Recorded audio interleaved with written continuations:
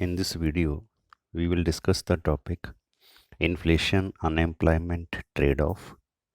This is part 2 of 10 videos on Phillips curve.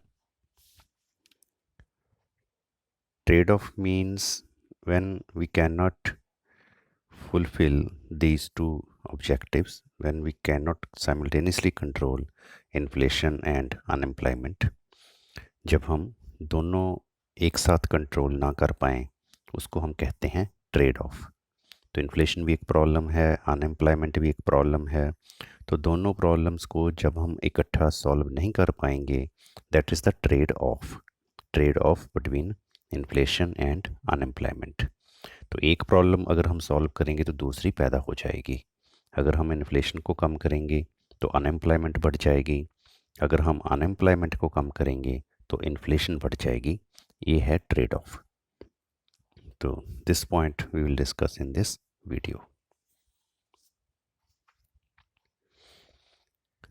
It means that a lower rate of unemployment can be achieved only at a higher rate of inflation. तो trade off का meaning यही है कि unemployment अगर हमने कम करनी है तो एक ही तरीके से कम हो सकती है कि इन्फ्लेशन हो जाए। The Phillips curve provides a large number of such trade off points.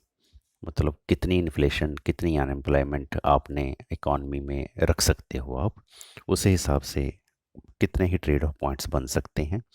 This is called menu for choice between inflation and unemployment. इसको ही कहते हैं इन्फ्लेशन एंड अनएम्प्लॉयमेंट का डिफरेंट कॉम्बिनेशंस का मेन्यू। तो कोई भी जो पॉइंट है वो चूज़ किया जाता है, this much of inflation, this much of unemployment. तो diagrammatically it can be explained. Inflation rate क्या होगा यहाँ पर? इन्फ्लेशन रेट होगा rate of increase in money wage minus annual rate of increase in labour productivity. जैसे मान लो workers ने unions बना के 5 वेज रेट इंक्रीज करवा ली, बट उनकी प्रोडक्टिविटी जो इंक्रीज़ हुई वो सिर्फ 2 ही इंक्रीज़ हुई। तो जितने उनके वेज बढ़े वो प्रोडक्शन के बराबर नहीं बढ़े, वो प्रोडक्शन उतना नहीं बढ़ा, उनकी प्रोडक्शन करने की कैपेसिटी उतनी नहीं बढ़ी जितनी वेज बढ़ गई। तो बाकी जो गैप है वो पैदा करेगा इन्फ्लेशन। अब आप ये कहो कि लेबर ने 5 रुपये अपनी वेज रेट को बढ़ा लिया एम्प्लॉयर के ऊपर प्रेशर डाल के, तो 2 रुपये जितना तो उन्होंने आउटपुट ही ज़्यादा करना शुरू कर दिया। अब जो 5 रुपये एक्स्ट्रा देने हैं एम्प्लॉयर को, एम्प्लॉयर देगा एक्स्ट्रा लेबर को, तो 5 रुपये जो एक्स्ट्रा वो देगा, वो 2 रुपये का तो प्रोडक्शन ही ज़्यादा पैदा हो गया उसके पास, इसलिए वो सेल करके उसको दे देगा। 3 रुपये फिर वो प्राइस इंक्रीज करके चार्ज करेगा लोगों से, तो फिर ये 5 रुपये दे पाएगा। ये है इन्फ्लेशन रेट। तो diagrammatically we can explain this inflation rate. ये डायग्राम मैं आपके साथ साथ ड्रॉ कर लेता हूँ ताकि आप भी इसकी जो डेरिवेशन है वो अच्छी तरह से समझ जाओ, how to draw this trade off diagram between inflation and unemployment. तो हम जो डायग्राम बनाएंगे वो इसी पॉइंट के बेस पे बनाएंगे, 352 के बेस पे, कि 5 मान लो वेज रेट इंक्रीज़ कर ली, जिसमें से 2 आउटपुट इंक्रीज़ हो गया और बाकी जो 3 बच गया वो फिर प्राइस राइज करके कवर किया।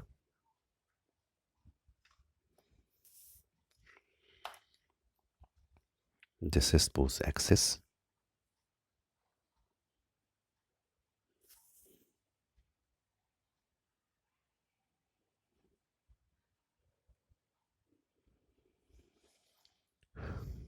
Horizontal axis. यहाँ पर ये डायग्राम जो है वो स्केल लगाकर बनाई है हमने। मान लो 2, 4, 6 का स्केल लगाकर 12 तक स्केल लगाएंगे, 0 से स्टार्ट करेंगे। मान लो 2, 4, 6, 8, 10 एंड 12।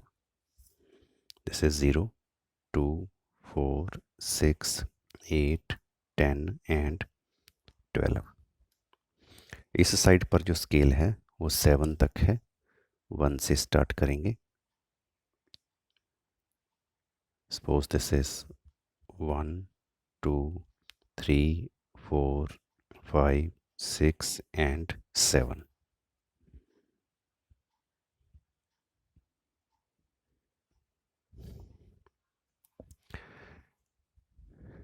इस साइड भी हम इसका स्केल बनाएंगे 7 तक।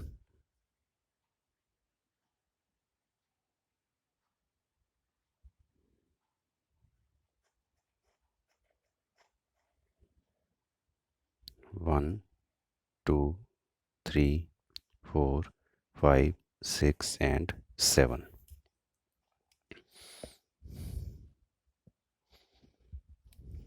Now this is our graph paper.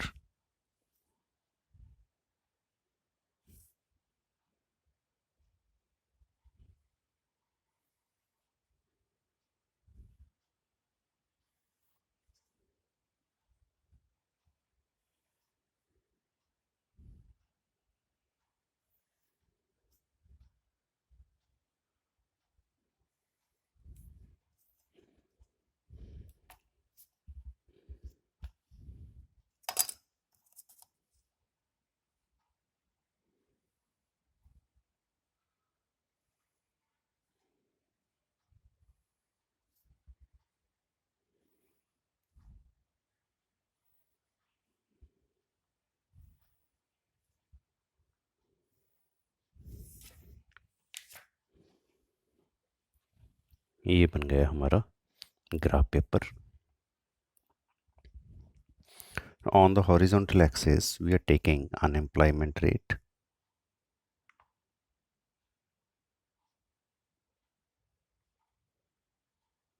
in percentage.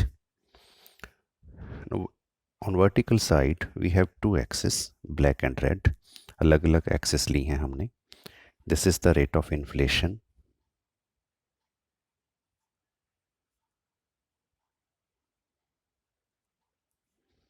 in percentage,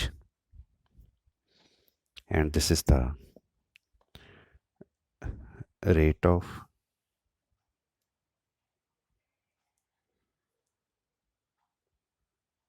increase in wages, again it is in percentage. तो हमने क्या अज्यूम किया है, हमने ये कॉम्बिनेशन अज्यूम किया है, inflation equals to wage minus production, productivity. तो 3 इक्वल्स टू 5 माइनस 2। ये हम एग्जांपल ली है हमने कि 5 मान लो वेज रेट इंक्रीज़ करवा लेते हैं वर्कर्स, 2 का आउटपुट इंक्रीज़ हो जाता है, तो 3 जो बैलेंस है वो कवर किया जाता है with the rise in prices, जिसको हम कहते हैं इन्फ्लेशन। तो ये पॉइंट शो करने के लिए 2 प्रोडक्शन को माइनस कर दें अगर हम इसमें से, लेफ्ट साइड पर हमने लगाया है स्केल 3 वाला, ये वाला इन्फ्लेशन का, राइट साइड पर हम स्केल लगाएंगे इसके बैलेंस का जो वेज रेट का है 5 का। तो 5 वेज रेट्स का स्केल लगाने के लिए जो वेज रेट है वो प्राइस से 2 बड़ा है, इससे 2 बड़ा है, ये 2 के बराबर बड़ा है, ये 3 है तो ये 5 है, ऐसे अगर ये 3 है तो ये 5 है। इट मीन्स अगर ये 2 है तो ये 4 है, अगर ये 1 है तो ये 3 है, अगर ये 0 है तो ये 2 है, अगर ये 4 है तो ये 6 है, अगर ये 5 है तो ये 7 है, अगर ये 6 है तो ये 8 है, अगर ये 7 है तो ये 9 है।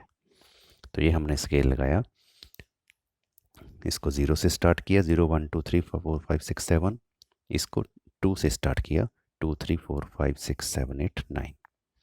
तो ये हमारा वेज रेट का स्केल है, ये हमारा इन्फ्लेशन का स्केल है। नाउ सपोज अब फ्लिप्स के अकॉर्डिंग जो फ्लिप्स कर्व है वो नेगेटिव स्लोप है, तो कोई भी कॉम्बिनेशन हम ले सकते हैं। हम जो कॉम्बिनेशन दिखाएंगे, मान लो एक हमने दिखाया सपोज 5 और 2 को मिला के, you can use 5% inflation and 2% unemployment. और एक हम दिखाएंगे मान लो 3 और 4 को लेके, 3% इन्फ्लेशन और 4% employment. and this is suppose Phillips curve.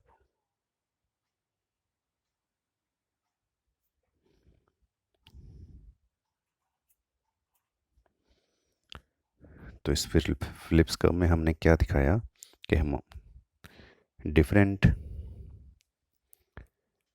हमारे पास चॉइस है either this point suppose this is point A where inflation is